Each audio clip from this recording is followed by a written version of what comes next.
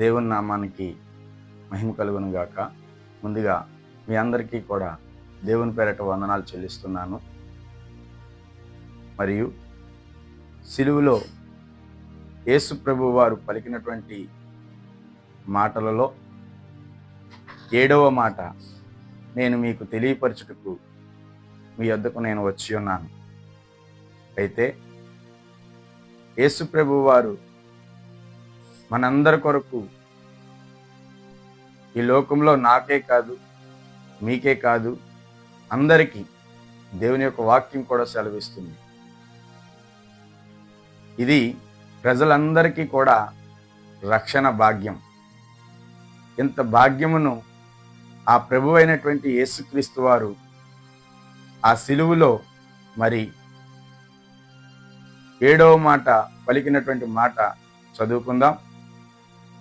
లోకా సువార్త 23వ అధ్యాయము 46వ వచనము.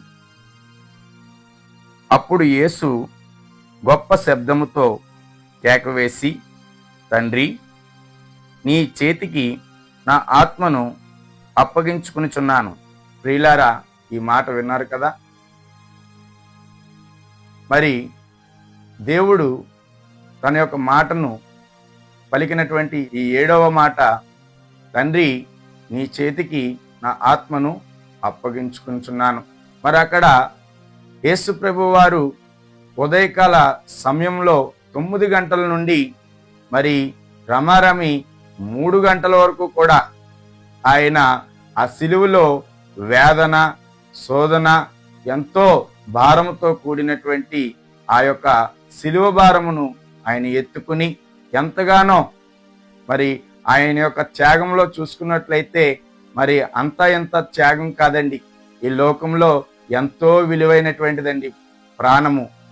అట్టి ప్రాణాన్ని ఈ ప్రజలందరి కొరకు పెట్టడానికే ఈ లోకంలోకి వచ్చినటువంటి ఆ యేసుని కోసం మనం అందరం కూడా చూసుకున్నట్లయితే మరి ఆయన ఆ యొక్క 6 గంటల సమయం ఇంచుమించు మరి 9 గంటల నుంచి 3 గంటల వరకు మధ్యలో 6 గంటల సమయం మరి ఇంచుమించుగా ఆయన ఎంతో వేదన పడ్డాడు, ఎంతో మరి బాధపడ్డాడు, ఎంతో మరి చూసుకున్నట్లయితే శ్రమను అనుభవించాడు ఆయన. మనము చూడండి, మనకెవరికైనా సరే చిన్న గాయం తగిలినట్లయితే మనం ఎంతగా మనం బాధపడతామండి. ఆ యొక్క గాయమును కట్టడానికి, ఆ గాయం నొప్పి భరించటానికి మనం ఎంతగానో బాధపడుతూ ఉంటాం. కానీ ఆ సిలువలో మరి ఆ ప్రభువు వారు 7వ మాట చూసుకున్నట్లయితే ఆ 7వ మాటలోని ఆయన ఎంత వేదనతో తండ్రికి తన ఆత్మను అప్పగించుకుంటున్నారు. మరి అది బిగ్గరగా కేకలు వేసి, అక్కడ మీరు చూసుకున్నట్లయితే మార్కు సువార్తలో కూడా కనిపిస్తుంది.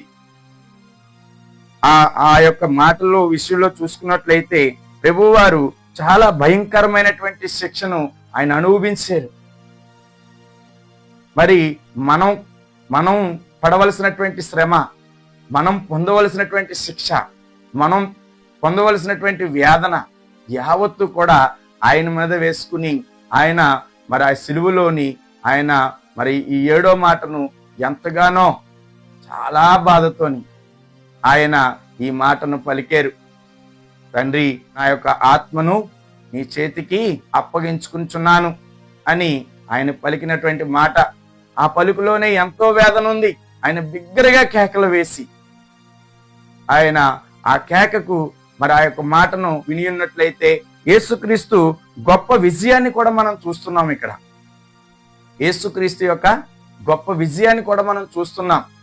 ఆయన ఆ విధంగా ఆ యొక్క సిలువలో 7వ మాటను పలికి ఆయన ఎంతగానో ఆ సమయంలోనూ ఆ గొప్ప విజయాన్ని మనం సాధించినట్టు కూడా మనం చూస్తున్నాం. యేసుప్రభు వారు ఒక మార్గమును మనకు చూపించారు. యేసుప్రభు వారు ఒక రక్షణ భాగ్యమును మనకు చూపించారు. ఎందుకంటే ఆయన ఒక విలువైనటువంటి ఆ యొక్క ప్రాణమును మన కోసం ఆయన అర్పించినట్లుగా మనకు కనిపిస్తుంది ఆ యొక్క సిలువలో. మరి చివరగా ఆయన బిగ్గరగా కేకలు వేసి ఆ యొక్క మాటను మన కోసం పలికి ఉన్నారు. ఈ శ్రమ మరి అనుభవించవలసినటువంటి వారిని మనము కాదని అనుకుంటారు, మనం చేయలేదని అనుకుంటారు, మనమేం పాపం చేసామనుకుంటారు. మనం పుట్టుకతోనే మనము పాపులమండి. కనుక అట్టి పాపమునకు క్రయధనముగా ఆ ప్రభువారు ఆ యొక్క సిలువలో మరి మరణించారు. అటువంటి భాగ్యమును మనకు ఆయన ఇచ్చారు మనకి. మరి అలాగే చూసుకున్నట్లయితే మనము మరి పరిశుద్ధ స్థలానికి, అతి పరిశుద్ధ స్థలంలో చూసుకున్నట్లయితే ఆయన యొక్క ఆ 7వ మాట మరి పలికే టైములోని ఒక దేవాలయం యొక్క అతి పరిశుద్ధ స్థలమునకు పరిశుద్ధ స్థలమునకు మధ్యలో ఉన్నటువంటి ఒక తెర కూడా చిరిగిపోవడం జరుగుతుంది. అది చిరిగిపోవడం జరుగుతుంది అంటే అది మనుషులు చింపేసేది కాదండి. అది ఒక మార్గానికి, ఇది ఒక పరలోక మార్గానికి వెళ్ళేటువంటి మరి మార్గం అని తెలియచేయటానికి ఆ యొక్క తెర చిరిగిపోయి ఒక దారిని చూపించింది. ప్రజలందరికీ కూడా మరి ఈ యొక్క రక్షణ భాగ్యం కలగాలి, ఈ యొక్క విమోచన, లేదంటే దీన్ని మరొక మాటగా విడుదల అని కూడా చెప్పుకోవచ్చండి. మనం విమోచన లేదా మరి విడుదల అని కూడా చెప్పుకోవచ్చు. ఇది అట్టి విడుదల మనకి కలిగి ఉన్నది, అట్టి విమోచన మనకి కలిగి ఉన్నది. సాక్షాత్తు ఆ యేసు ప్రభు వారు మరి ఆ తండ్రి యొద్ద నుంచి వచ్చి ఈ యొక్క సిలువలో మరణించారు. అయితే 7వ మాట పలికినప్పుడు చూసుకున్నట్లయితే మనము ఎంతగానో అక్కడ మనం పొందుకున్నటువంటి ఆ యొక్క భాగ్యమును మనం చూసుకుంటాం. అపోస్తలుడైనటువంటి పౌలు కొరింథీయులకు రాసినటువంటి 2వ పత్రిక 7వ అధ్యాయము 1వ వచనం మనం చదువుకున్నట్లయితే, ప్రియులారా, మనకు ఈ వాగ్దానములు ఉన్నవి గనుక దేవుని భయముతో పరిశుద్ధతను సంపూర్తి చేసి శరీరమునకును ఆత్మనకును కలిగిన సమస్త కల్మషమును నుండి మనలను పవిత్రులుగా చేసుకుందాము. మనం ఇక్కడ చూసుకున్నట్లయితే మన యొక్క హృదయంలోని ఎటువంటి కల్మషము కూడా ఉండకూడదండి. ఎటువంటి కల్మషము కూడా మన యొక్క హృదయంలో ఉండకూడదు. అట్టివారు మాత్రమే పవిత్రులు అవుతారు. అది నేనైనను మీరైనను. దేవుని యొక్క వాక్యం ద్వారా మనం అందరము కూడా మరి నేర్చుకోవాల్సినటువంటి విషయం, ప్రతి ఒక్కరు కూడా అందరూ చనిపోతారు, కానీ యేసు ప్రభు వారి మరణం, మళ్ళీ నేను బ్రతుకుతాను, మళ్ళీ నా యొక్క ప్రాణమును నేను పొందుకుంటాను అన్నటువంటి విధానముగా ఆయన మరణించారు. కానీ మనమందరము అయితే చనిపోయేటప్పుడు మనం అందరము కూడా అనుకుంటాం, నేను చేయవలసినటువంటి చాలా పనులు ఉన్నాయే, నా పిల్లలు చూసుకోలేదే, నా తల్లిదండ్రులు చూసుకోలేదని మనము ఎంతగానో అనుకుంటూ ఉంటాం. మానవులు అయినటువంటి మనము ఏం చేయాలంటే, మనం చనిపోయిన తర్వాత చాలా మంది మనల్ని మరి మంచి బాక్స్లో తీసుకెళ్ళాలి, మంచి పువ్వులు వాడాలి, మంచి గొయ్యి తీసి సమాధి చక్కగా చేయాలి అని వివిధ రకాలుగా మనం చనిపోయిన తర్వాత చాలా మంది చేయటానికి సిద్ధపాటు కలిగి ఉంటారు. కానీ మనం చనిపోయినప్పుడు మనం చేయవలసినటువంటిది అవన్నీ కాదండి.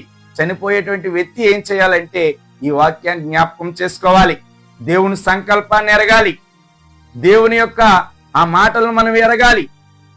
ప్రభువా, ఈ సమయము నీ చిత్తము, ఇంతవరకు కూడా ఈ యొక్క భూమి పైన నన్ను ఉంచినందుకు నీకు వందనాలు, స్తోత్రాలని మనం తెలియపరచాలండి. మన యొక్క హృదయంలో ఎటువంటి కల్మషం లేకుండా మనము చనిపోవాలండి. అంతేకాని ఆ యేసు ప్రభు వారు చూశారు, ఆయన అంతా కూడా సఫలం చేశాడు. ఇంకా ఆయన ఇంకేమీ కూడా లేదు. ఈ లోకంలోని మనము మన స్త్రీల పట్ల మనం చూసుకున్నట్లయితే మరి ఎక్కడికైనా వెళ్ళేటప్పుడు వచ్చేటప్పుడు అనేకమైనటువంటి ఆభరణములు పెట్టుకుంటూ వస్తూ ఉంటారు. మరి వారి దగ్గర లేనప్పుడు పక్క వారి దగ్గర కూడా తీసుకుని మరి పెట్టుకుని వెళ్తూ ఉంటారు. వెళ్ళినప్పుడు మరి తిరిగి వచ్చినప్పుడు తిరిగి మళ్ళీ వారి వస్తువును ఇచ్చేటప్పుడు మరి దానికి సంబంధించినటువంటివి మరి ఆ పెట్టుకున్నటువంటి ఆ యొక్క ఆభరణాల విషయంలో చూసుకున్నట్లయితే ఏమైనా మరి దానికి ఉన్నటువంటి ఏమైనా చిన్నవి ఏదైనా మరి చెరిగిపోయినట్లయినా, మరి ఏమైనా మరి విడిచిపెట్టినట్లయినా, మరి పారేసినట్లయినా మరి వారు ఎంతగానో బాధపడతారు. ఇతరులకు ఆ వస్తువు తెచ్చి మళ్ళీ జాగ్రత్తగా ఎలాగైతే ఇవ్వాలని మనం అనుకుంటామో అలాగే మన ఆత్మను దేవుని పట్ల కూడా మనం ఆ విధంగానే ఉంచాలండి. జాగ్రత్తగా మనం ఆ దేవుని యొద్దకు చేరుకోవాలి. మరొకసారి ఈ మాటను నేను తెలియపరుస్తున్నాను. యేసు ప్రభు వారు 7వ మాట, ఆ సిలువలో పలికినటువంటి 7వ మాట, చివరి మాట మరి చూసుకున్నట్లయితే, తండ్రి నీ చేతికి నా ఆత్మను అప్పగించుకునిచున్నాను. దీని వలన మనకి ఆ 7వ మాటలోని ఆయన యొక్క విశ్రాంతిని, ఆయన యొక్క విమోచనను, ఆయన యొక్క విడుదలను మనం చూస్తున్నాం.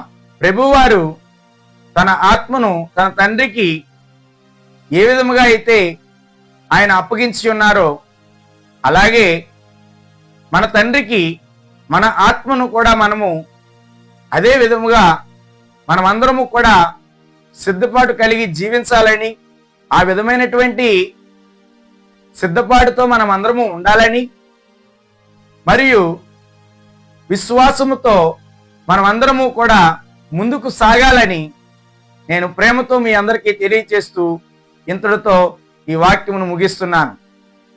అందరికీ వందనాలు. God bless you.